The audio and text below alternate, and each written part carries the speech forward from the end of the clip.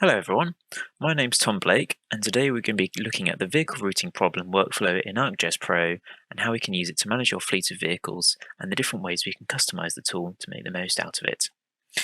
In this session, we'll be looking at a couple of examples in the Milton Keynes area and how we can create this vehicle routing problem to solve deliveries or different orders to different places in Milton Keynes, and looking at the different customization options to best utilize this. So what we have here is a collection of deliveries that need to be made from a couple of stores in Milton Keynes. These points all have some simple information attached to them, such as the name of the delivery, when the delivery can be made from, and how long each delivery will take, and the stores also have similar information. The vehicle routing problem workflow needs some simple information like this so that when it's routing the vehicles, it can find out the order it needs to take, but you can also add additional information, which we'll cover in a little bit, to better utilize it and make sure that the routing fits your needs. So now that we have some simple data in our map, we need to look at actually creating the model. So what we need to do is go over to Network Analyst and open up the tools.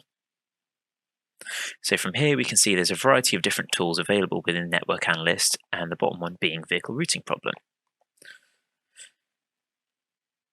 You can also notice that the data that the network data source is set to ArcGIS Online at the moment, and this is the case by default.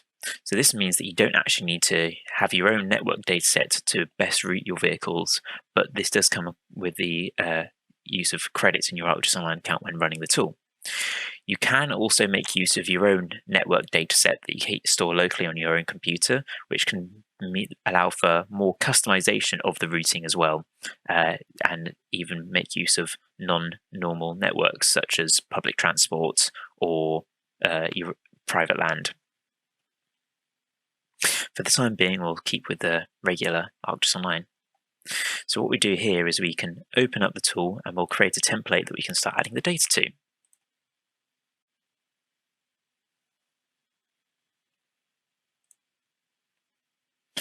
Once the tool is finished running, you'll see that a template has been made with all the different parts of the data that the vehicle routing problem layer needs.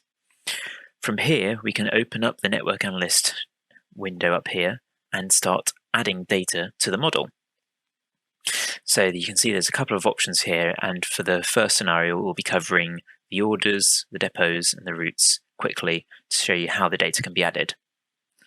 So if we click Import Orders, what we can do from here is take our existing data in the map and match it up with this template. So at the moment, you can see that it's taking the vehicle routing problem layer, it's taking the orders, and we just need to point it towards the deliveries. And from here, we can see there's a long list of what data can be added. For this case, I've kept it simple with name, service time, and the time window start and end. It's, as I already had the data in the right format, it's immediately picked those up. But if you make your own custom names in your original data, you can also point it towards the right fields. We can also see here some of the other options, such as quantity of deliveries, and also which side of the curve it can approach from. So if that is a necessity when setting up the data, you can add factors like that. What you'll do then is you'll hit run, and this will import the data in to the model.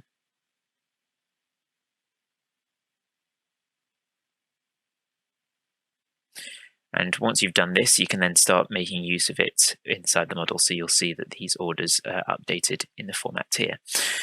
You'll do the same thing with the depots as well. There are slightly different fields that need to be matched. So there'll be similar time window start and end and names, but there's also some other factors you can add as well, which can help customize your route.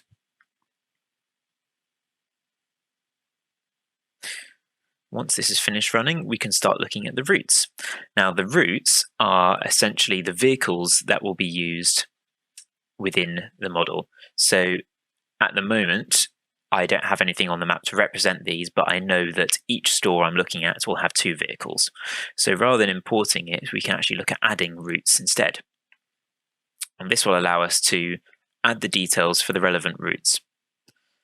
So we can add the details such as how many routes there will be from one store, and also look at the naming and the like. So let's say that there will be 2 vehicles from one of our stores, and we know that this is going to be the Milton Keynes depot. Oops.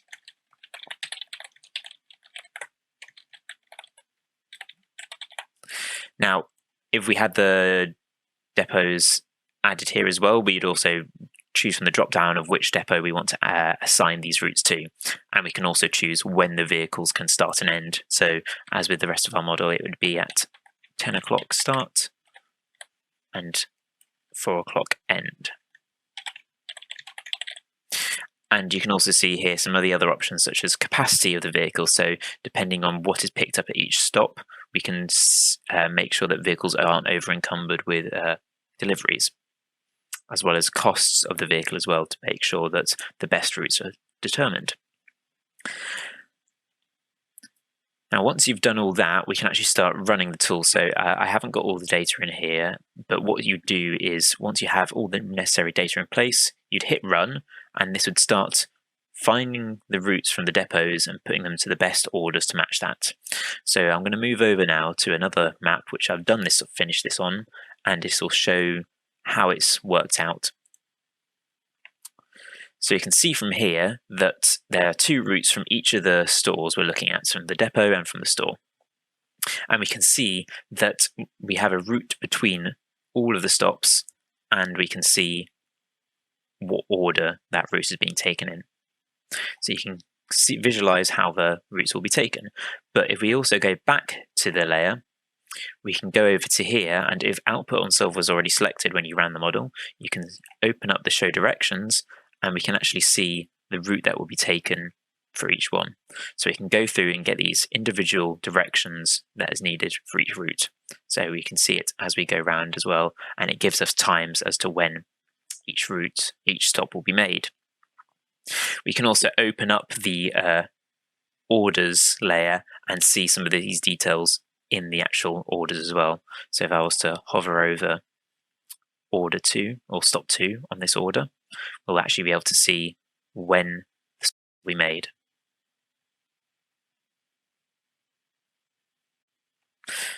So we can see that the order took place from 10 to 4, but if we scroll down, we can see when the arrival time is and when the departure time is as well.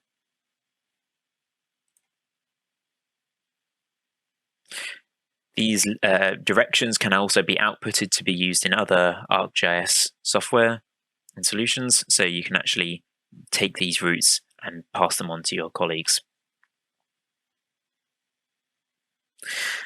Now, so far we've looked at a simple model, but there are a lot of other options for kind of customizing your routes further. So if I go back here, we can see there's a couple of other options alongside that we can make use of. So first of all, we can look at importing breaks into our model. And what this allows us to do is to give each vehicle or each route a dedicated time to stop or multiple times to stop, alongside how long they'll stop for, and even we can give them a certain range of time as well. And this will be built into the route when the tool is run. This also allows the tool to be a bit more flexible as well, as you can put in a range of times and it will best find a break within that range of times. So if I go to add break now, we can see what options are available. So as I said, you can choose a time frame and other properties as well. And it also includes if the break will be paid for as well, which can go into the whole costs that we saw earlier with each route and best optimize the routes for not only time but cost as well.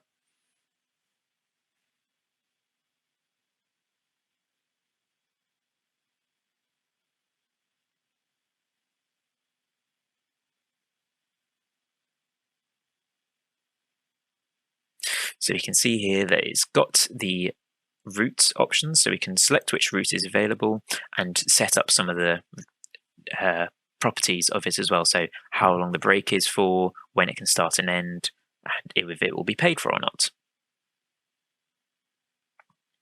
There are some other options as well to help customize the route further to make sure the routes that are taken are how you want them to be. So for example, if we open up this option here, we can see there's a couple of barrier options that we can draw. We can either import them from this option here, or if we were to use the Create Features tool, we could actually just create them straight onto the map. Now, barriers allow you to set up restrictions of where the vehicles can't travel. So you might have a network data set like the ArcGIS Online one, but you may also know that certain roads in your local area are restricted at the moment for construction work, or your vehicles might not be able to travel through them. So you can set up these barriers to stop vehicles traveling along these routes. And this means that when the tool is run, it will avoid these areas and make a better route for you. We can also look at some of the other ones, such as route zones. Now, route zones are kind of the opposite of barriers and allow you to select areas where the vehicles can only travel within. So if, for example, we knew that rather than a north-south split as we have here, the stores needed to serve the east and the west of Milton Keynes, we could create zones for each area and restrict where the vehicles can travel. And that means that when the routes are taken, they'll only stay to those route zones, and this can help with if there's certain areas that these stores need to cover. Now, finally, I want to cover route and order specialities. Now, specialities are a way of further restricting which vehicles can go to which deliveries, and the way I like to explain this is through the example of window cleaning. So imagine you have a window cleaning service, and we need to make sure that certain vehicles can meet the requirements of certain orders. So for example, if you've got a taller building, one of the vehicles will need to have a ladder to make sure that it can clean the higher windows, or if a deep clean of the windows was needed, it hadn't been done in a while, then a deep cleaning kit might be needed in that vehicle. So the specialities allow you to put these restrictions on the orders and the vehicles, or the routes, and this means that when it's running the model, it will best find which vehicles can match those orders. Now you can either import them or add them to a table, but once you've done that and added the specialities, what you'll end up with is something along these lines. So we can see here that I have 3 vehicles from each of the depots now, and each one has different conditions to it. So we have a regular vehicle, a ladders vehicle, and a ladders and deep cleaning vehicle. Now, these orders have been assigned to have specific specialities assigned to them as well, so that only certain vehicles can meet them.